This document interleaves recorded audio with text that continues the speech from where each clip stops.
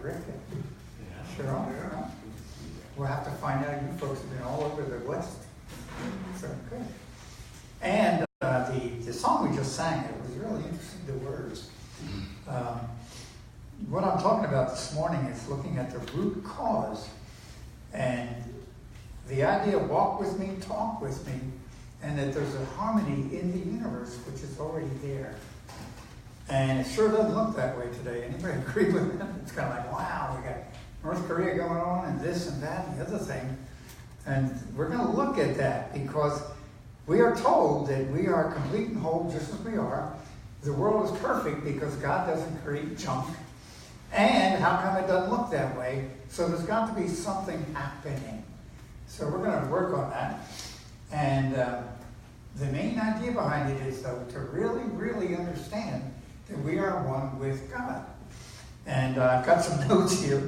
But the idea is, and in unity we work on all these different things. In other words, we have an author, Catherine Ponder, who wrote about how to create prosperity. And we do that through affirmations and belief in prosperity. And some of you have proven that. We had those affirmations out, and things picked up. Yes, money came in. And things happened, health. We ask for health and pray for health and affirm for health, and people get better. It's amazing. See, I get feedback sometimes on the healings that occur. And names go in the box, and then a week or two later, somebody will say, well, that's gone. They're okay now. So it's amazing what happens. And then we look at relationships, and we say, okay, relationships are part of God's kingdom. So we should have good relationships. But it's very, very interesting for me that we work specifically on the problems.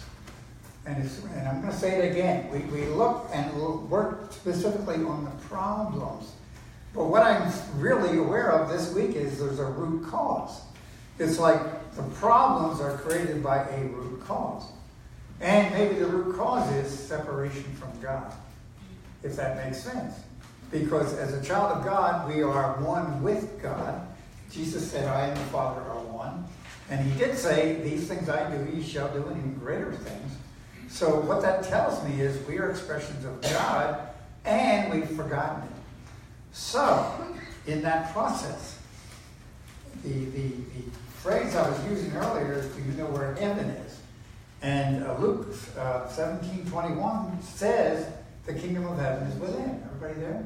Kingdom of heaven is within. Now, it's been translated, some organizations translate it because the idea of God being within us, or heaven being within us, is a little bit too much for them. So they say God is in the midst of you, or in the midst of me. Now, I don't know there's much difference in that conversation.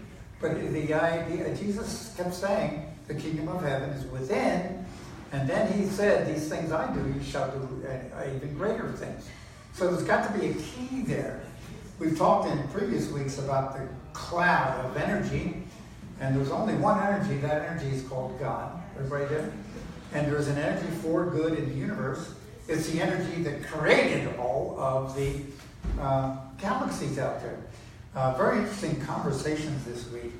I don't remember where it was, but Madeline was talking that one of the scientists said that the grains of sand on a beach, and you figure all the beaches of the world, there's that many galaxies in our universe. Do you understand how big that is? It's beyond comprehension, anyway, beyond my comprehension. So this power that created the universe as we know it, with all of its galaxies, is resident within us. Stop and think about that, okay? So the idea is, and the reason, and honestly, I keep talking about it, I keep writing about it, because I'm clear that I don't get it, and I really don't believe we all get that idea, because we allow the world to take us off track. Anybody familiar with creep? Okay, it's known as, there's this idea that a truth is here, okay, and then over time, anybody familiar with the game Whisper Down the Lane? In other words, somebody says something, then somebody says something, and on down the line, and by the time it's said to 10 or 12 people, it's a completely different story at the other end. And we've had, since Jesus' time, we've had 2,000 years of Whisper Down the Lane. And here we are trying to understand what was happening 2,000 years ago, in ideas that have been distorted by human nature. Anybody familiar with human nature? Oh, yeah. And we all have this part of this called the subconscious mind, which is like a big database of everything we've thought and heard, and it keeps storing it in this database, and then it pops out. And unfortunately, the database is part of that whisper down the lane that has been corrupted in its totality as far as the truth of our being. So Jesus said, the kingdom of heaven is within. Know ye not that ye are gods? There's all that conversation in Scripture. And so maybe the root cause is not necessarily lack of prosperity. Maybe it's just a separation from God and a belief that I have the inner power to create what I need in my life. So, when we said in the meditation earlier, the world's perfect. The world's perfect in its creation. Okay? And we've been given free will to do what we want to do. Isn't that nice? So here we are, X number of thousands of years later, having corrupted the original idea that everything's perfect, and I am here just as a learning process. And I'm still learning because I keep creating these issues that I have to overcome. So, it's a great big learning process. Aren't you glad to know that? Okay. Now, again, I was looking at this little brochure. They're on the back table if anybody wants them. But it's really fascinating because the root teachings, we go back to the beginning. It's one reason why Pat is doing what he's doing. Silent meditation. The silence has been a key in every spiritual development in history. You look at Buddhism. You look at the Hindu basis. You look at all of the major religions that have created true spiritual awareness. They all involve silent meditation. Now, unfortunately, guess what? It's inconvenient. It's uncomfortable. What I hear all the time from me and from others is, I can't stop my mind. And that's part of it. You know why you can't stop your mind? Because we've been so programmed by the mind to listen to the mind that we forget to listen to the heart. Okay, and now there's this issue occurring, and silence is where spiritual learning occurs. Okay, it's what Jesus meant, I believe, when he said, go into your closet, close the door, and be silent. And the great thing is be still and know that I am God. So I appreciate Pat, and as a matter of fact, that foundation, when you study the churches throughout the world, actually, that grow and the congregation grows and starts prospering and things start happening, it's based on silence, and it's based on prayer, and it's based on the kingdom of heaven. Okay? So guess where we're going? We're there, but we're going to intensify it and make it better. And now, how can you make it better? You can't, because it's already perfect. It's opening up to what's already there. Okay? So, I do want to read this. We have an innate capacity to know God through direct experience. Does everybody understand the direct experience? In other words, you don't need anybody to go through it. You don't need a certain book. You don't need a certain minister. You don't need anything. You have an opportunity to go direct to God. So everybody take a deep breath. Because that's true. Okay? Then it goes on and says, so Christ is that part of God that is in every person. I want you to really, really think about that. Within you is God. Okay? And when Jesus said the kingdom of heaven is within, everything we could hope for is already there. Everything we could hope for is already there. Okay, now, you see, when things don't work the way I want them to, it means I have gotten away from my connection, my direct connection with God. So that things occur. When I'm in sync, if you will, things harmonize automatically. Okay? Now, we are trained to worry. Anybody familiar with the idea of worry? Okay? Everybody take a deep breath. Because we are trained. You go out the door and, I might say, somebody else might say, drive carefully. Why? What's out there? Okay? Other than God driving other cars. Now, some of them have forgotten their God, but that's okay. But you understand that we are under the guidance and protection of the Holy Spirit. And then it goes on and says, There is a spark of divinity within all people, just as there was in Jesus. Now, some of you, I get feedback when I say that everybody deserves love. Because everybody has someone that they think doesn't deserve love. Okay? So what is the energy of God? Love. Yes? This is yeses. No. Okay? So the energy of God is present everywhere. And as I express love, I change the energies prevalent around me. So if you don't like somebody, if you send them love, you might shift their perspective of life. And if you go back to root cause, in other words, why are we in the baskets that we are in the United States? Anybody agree there's a lot of dissension in the population of the United States? And I know two major polarities. There's many more out there, and they're all throwing hate at each other. So what are we experiencing? Okay? And can we shift that? Yes. I believe we, as this group here, can shift that just by holding love for each other. And it's easy to slip into the conversation of condemnation, criticism, and complaint. Okay? All I have to do is turn the TV on. Okay? Prayer works. Heaven is not a place, but a state of consciousness. Okay, now we talk about that quite a bit. Consciousness is the belief of who I am, what I am, and how I presence myself in the world. There's a science called ontology that discusses how somebody presences themselves in the world. And if I presence myself in the world as a victim, I create a world of victimhood around me. And if I presence myself as a child of God or an expression of God in the world, my experience of the world is different because I attract to me those things that are like God or like the other side of that conversation. Then it goes on and says, we are here to set a positive example and be a role model for others. People notice what other people do. Yes? You know, it's unfortunate. It's like, you know, I'm perfectly aware that if I do something and somebody doesn't like it, they're going to make decisions about me and my connection with God. It's just what is. Anybody know that a minister is not perfect? Yeah. Okay, but it's an expectation. And the expectation is that each one of us is a child of God, and for goodness sakes, we need to support ourselves, each of us, with each other in that role. Okay? I'm going to give you a secret. I make mistakes. Okay? And it's your appreciation and your love that keeps me going. I had a conversation with Tommy this week about some things I was concerned about. And I knew I could reach out to him because he wouldn't condemn me yet. But we each need that support, that love. It's an automatic thing.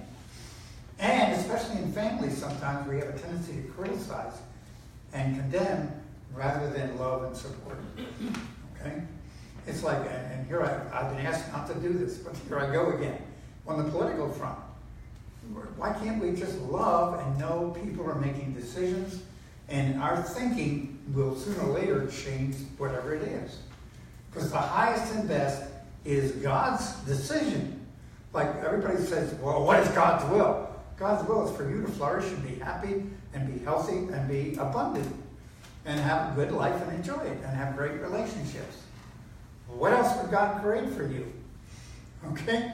But we run around afraid of this energy we call God, but we don't even understand that God is love. And we are the vehicles expressing that in the world. So if we're expressing victimhood and anger, what are we going to get back? It's a common idea. So, I love you, all of you, okay, no matter what. And do I have any idiosyncrasy? Yes, please forgive me, okay? And it's really that thought with everybody that we interact with. Even that neighbor next door who's kind of pesky, okay? Then it goes on and says, we are here to make the world a better place. I want you to think about that. I want you to really take that in. We are here to make the world a better place. So the question is, what have I done now to make the world a better place? And the giving, yeah, that's all part of it.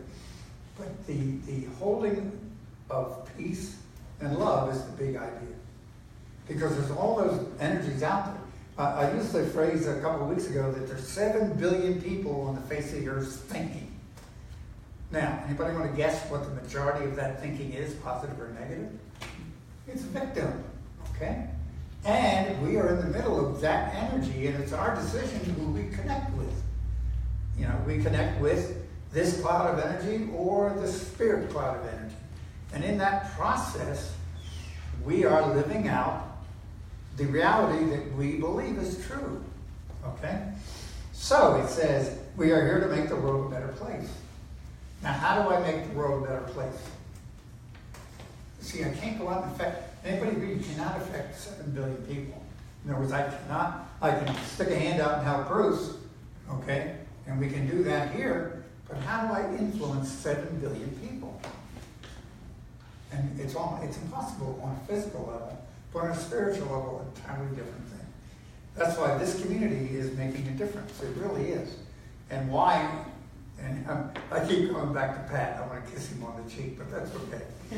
But the idea of silence is bringing that energy into the world. See, when I'm thinking, my thinking has been so trained on the victim mentality that I'm doing that unconsciously all the time. That's one of the values in Ho'oponopono. Those of you that practice that, it's only 4 phrases. I love you, I'm sorry, please forgive me, thank you. And if I'm thinking those, and I've trained my mind to think those all day, then that's how I'm influencing the world around me. And that's kind of like a divine commandment. Thou shalt love thy neighbor as thyself. Everybody ready for that?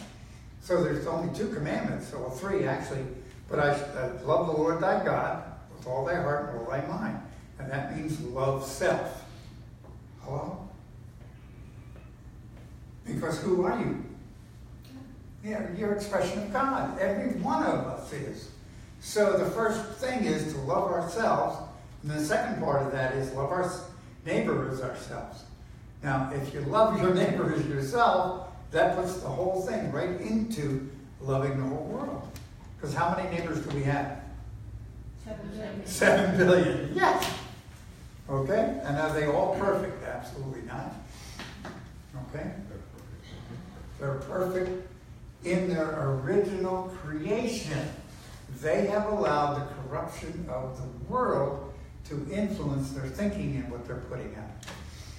Now, that's an opinion. Pretty good one, but it goes on. It's mine.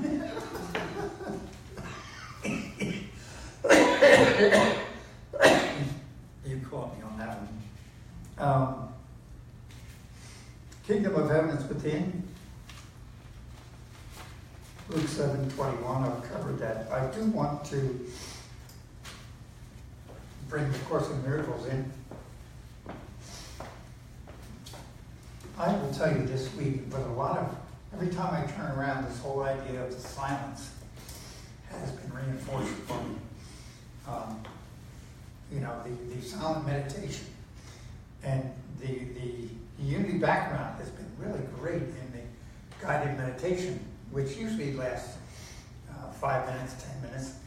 I have some recordings that go for an hour, half an hour, but it's a guided meditation, which is still something outside of us. So silent meditation is within, learning to be silent so that I can let go of the world around me. And that's why I'm so excited. Pat will be teaching us how to overcome the monkey mind, how to sit in the silence for a half an hour, believe it or not, and enjoy it and feel good about it. And it takes time. It's like anything else. I have to learn how to do it. And it takes time to do it. But again, Buddhist, Hindu, there's all these ways of learning the silence. And we are a Christian-based organization, so it's really Christian meditation, which is centered in prayer. But every time I turn around this week, I got a magazine from the ARE, it was the Edgar Casey, and they have decided to teach silent meditation. It's in full article in their magazine this week, okay? I got we are members with Paramahansa Yogananda's group with Roy Eugene Davis. And in here, how to experience faster, satisfying spiritual growth. Can you see it? And guess what? To have your desire to be enlightened, fulfilled, allow your divine qualities to be expressed, may be revealed by living wisely and spending time in the silence. It's just over and over and over again. I was watching TV. Elon Musk, are you familiar with him? He was creating all kinds of these new things. He spends at least an hour every morning in silence. Those of you that really, really want to get stirred up, I found out that, what's her name? Ivanka Trump spends a half an hour in the morning, every morning, in silence. So I'm finding that most of the productive people in the world, now not all of them, but a lot of them are in the silence every morning, and it's through that silence that they're learning the creativity spontaneously, because it's all in a database we call God. Right? So there must be a secret here. And it's one of those things that's difficult for us to take on. I don't know about you, but even now, after years, I still sometimes settle in and I can't get down into quiet. Anybody agree with that? I mean, there are times I can't do it because the world has stirred me up. What was it? A couple of nights ago, I couldn't sleep because I had allowed the world's issues to affect me, and I was going, So there are techniques to help us go into the silence, and that's where we want to go as a congregation. Okay? So I'm supporting us in doing that. But I'm serious. Every time I turn around this week, I was told to talk more about the silence. Okay? Well, let me go into the Course in Miracles here. Talk more about silence. Huh? Talk more about silence. That's an oxymoron, right? I love it. Somewhere here I have this marked. This came up this week. This is lesson 189, and in the Course in Miracles, for those of you that want to know. But even for some simplicity avoids the snares that foolish convolutions of the world's apparent reasoning but serve to hide. Simply do this. This is the answer. Everybody ready? Be still and lay aside all thoughts of what you are and what God is, all concepts you have learned about the world, all images you hold about yourself. Empty your mind of everything it thinks is either true or false. Doesn't matter. Okay? And empty your mind of or good or bad, or every thought it judges worthy, and all the ideas of which it is ashamed. So everything you think doesn't matter. Let it go. And then it goes, hold on to nothing. Do not bring with you any thought that nor one belief you have ever learned before from anything. Okay? You need not know the way to Him. Your part is simply to allow all obstacles that keep us from God to be quietly removed forever. See, you are a perfect being, complete and whole, just as you are. And we have allowed the world to change those ideas. So all it is returning to the 0 point, which Kali calls it, or the point where there's no writing on the board. In other words, there's no thoughts that have said this is the way you should act, or the way I should act. So we're returning to 0 point and starting over again. And it takes time.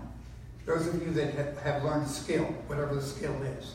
I can remember trying to hit a nail with a hammer. Anybody been there? Okay? And it takes time to learn how to do it, so you drive the nail. But once you learn how to do it, would you agree the neural pattern is there teaching you how to do it? When Madeline and I were involved in martial arts, it was doing the same things over and over again until it was automatically part of your being.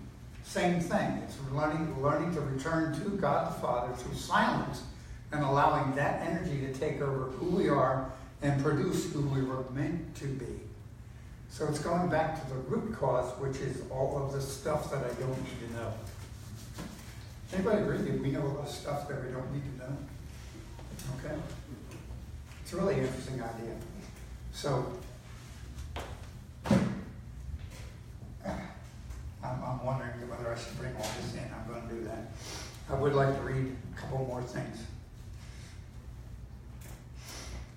this is, and I talk about this a lot. Jesus was asked, how do I know when somebody is inspired or a spiritual person? And he said, I'm reading Matthew 12:34. For the mouth speaks from the fullness of the heart. A good man brings out good things from treasures. And the treasures are the things we hold in our subconscious mind. And a bad man brings out things from bad treasures. So then he says, by their fruit ye shall know them. So if I want to know how I'm doing, how's my life working? Okay? And what issues do I have to work on? And generally it's back to prayer, meditation, and positive affirmation. So that is the key back. And the idea of the Father returning, the prodigal son story is really the answer. Every spiritual work that you read in depth says that once we make the steps, God runs to be back with us. So all we have to do is have the intention. Anybody familiar with intentions? I'll give you an intention right now. We have an intention to be in that church down the road in a new building. Not going to give you a time limit, but the idea is that those are the intentions that create movement. So I don't know about you, but I'd like to adopt the intention to become aware and enlightened in this lifetime, which is possible. And we can do that together as a community because we support each other, we love each other, and we hold those thoughts of each other in perfect harmony. So I hold perfect harmony for each one of us. We are all expressions of love, and I appreciate your divine presence sitting here. And we keep coming back week after week, no matter what happens one week. So I do appreciate it. Am I finished? I don't know, Ron. I am. So thank you. And let's hold the best for each other. Thank you, Ron.